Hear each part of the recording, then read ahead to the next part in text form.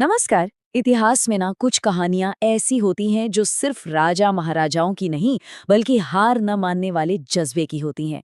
आज हम एक ऐसे ही शासक की कहानी में उतरेंगे जिसने फर्श से अर्श तक का और फिर वापस अर्श तक का सफर तय किया। जी हाँ, हम बात कर रहे हैं मारवाड़ के राव जोधा की। ये एक ऐसी महागाथा है जिसमें सब कुछ खो देने के बाद भी कुछ ऐसा बनाने का जुनून था जो आज भी अमर है। तो सवाल यही है ना, कि आखिर कैसे कैसे एक राजकुमार जो सब कुछ गवा चुका हो इतिहास का इतना बड़ा इतना शानदार किला बना सकता है। ये कहानी सिर्फ एक राजा की नहीं है, ये तो किसी भी इंसान के हौसले की कहानी है जब हालात बिल्कुल खिलाफ हो। तो चलिए इसी सवाल का जवाब ढूंढते हैं और चलते हैं उस असाधारण सफर पर। तो चलिए कहानी शुरू करते हैं। वक्त है साल 1438 का। जगह है चित्तौड़गढ़ का किला। और कहानी की शुरुआत होती है एक ऐसी रात से, एक ऐसी रात जिसने राव जोधा की दुनिया को हमेशा हमेशा के लिए बदल कर रख दिया। जरा सोचिए उस मंजर के बारे में। जोधा के पिता राव रणमल अपनी खाट पर सो रहे हैं। अचानक मेवाड़ के सरदार हमला कर देते हैं। उन्हें उसी खाट से बांधकर मारने की कोशिश करते हैं। लेकिन रणमल, वो भी क्या योद्धा थे, हार नहीं मानी उन्होंने। कहते हैं वो खाट समेत उठ खड़े हुए और कई दुश्मनों को मौत के घाट उतारने के बाद ही उन्होंने वीरगति पाई। ये एक भयानक, पीठ में छुरा घोंपने वाला विश्वासघात था। उसी रात किले में नीचे की तरफ राव जोधा सो रहे थे। उन्हें इस पूरी साजिश की कोई भनक तक नहीं थी। तभी एक संगीतकार ने अपनी शहनाई से एक इशारा, एक सांकेतिक दोहा उन तक पहुंचाया। वो दोहा था, जोधा रणमल मारिया, भाग सके तो भाग। मतलब जोधा, रणमल मारा गया, भाग सको तो भाग जाओ। यही यही एक छोटी सी चेतावनी थी जिसने जोधा को उनके पिता जैसे हश्र से बचा लिया। ये चेतावनी सुनते ही जोधा की नींद टूटी। उन्होंने एक पल भी नहीं गवाया और अपने 700 वफादार राठौड़ घुड़सवारों को लेकर किले से निकल भागे। लेकिन चित्तौड़ से भाग निकलना इतना आसान कहाँ था। रावत चूड़ा के नेतृत्व में मेवाड़ की एक बहुत बड़ी सेना उनके पीछे लग गई। अब शुरू हुई जान बचाने की एक ऐसी दौड़, एक ऐसी हताश दौड़ जिसमें हर मोड़ पर मौत उनका इंतजार कर रही थी। और इस दौड़ की कीमत बहुत बहुत बड़ी थी। जब तक जोधा और उनके साथी किसी तरह सोमेश्वर दर्रे की सुरक्षा में पहुंचे, तब तक 700 वफादार राठौड़ों में से 600 शहीद हो चुके थे। सोचिए, सिर्फ 100 लोग बचे थे।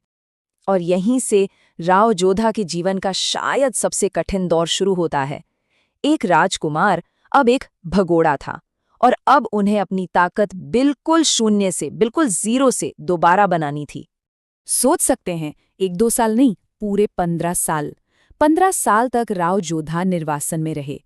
वो नाम के तो राजा थे, पर हकीकत में उनके पास कोई राजपाट नहीं था। उनकी राजधानी मंडोर दुश्मनों के कब्जे में थी। इन सालों में उन्होंने क्या किया? रेगिस्तान में भटके, अपने बिखरे हुए लोगों को एक एक करके जोड़ा और चुपचाप बस सही मौके का इंतजार करते रहे। और यहीं पर जोधा की जबरदस्त रणनीति दिखती है। देखिए मेवाड़ का कमांडर क्या कर रहा था। वो बार बार उन्हें उकसा रहा था कि आओ खुली लड़ाई लड़ो। यहां तक कि उसने मंडोर तक का रास्ता भी एक जाल की तरह खुला छोड़ दिया। लेकिन जोधा, उन्होंने धैर्य नहीं खोया। वो जानते थे कि ये एक चाल है और वो बस सही समय, सही पल का इंतजार करते रहे। अब इतने मुश्किल समय में इंसान को सहारे की जरूरत तो पड़ती ही है। जोधा को ये सहारा मिला पूजनीय संत करणी माता से। वो सिर्फ एक आध्यात्मिक गुरु नहीं थीं, उन्होंने जोधा का मार्गदर्शन किया और सबसे बड़ी बात, उनकी जीत की भविष्यवाणी कर दी। सोचिए, इस एक आशीर्वाद ने जोधा के संघर्ष को कितनी बड़ी ताकत दी होगी, उनके लोगों का मनोबल कितना बढ़ गया होगा। और फिर 15 साल के उस लंबे मुश्किल इंतजार के बाद वो पल आ ही गया। वो क्षण जब जोधा ने अपना जन्मसिद्ध अधिकार, अपनी राजधानी वापस लेने के लिए आखिरकार कदम बढ़ा ही दिया। ये कोई आम हमला नहीं था, ये एक कमाल की सैन्य रणनीति थी। देखिए हुआ क्या। करणी माता से संकेत मिलते ही जोधा के 1000 योद्धा चुपचाप रात के अंधेरे में किले के अंदर घुस गए। दुश्मन को कानों कान खबर नहीं हुई। और फिर जैसे ही सुबह हुई, हमला बाहर से नहीं बल्कि किले के अंदर से हुआ। दुश्मन पूरी तरह से हैरान, हक्का बक्का रह गया। और बस साल 1453 में मंडोर पर एक बार फिर राठौड़ों का झंडा लहरा रहा था। अब देखिए, एक आम राजा होता तो मंडोर जीतकर जश्न मनाता, पर जोधा सिर्फ एक योद्धा नहीं थे, वो एक दूरदर्शी निर्माता थे, एक विजनरी थे।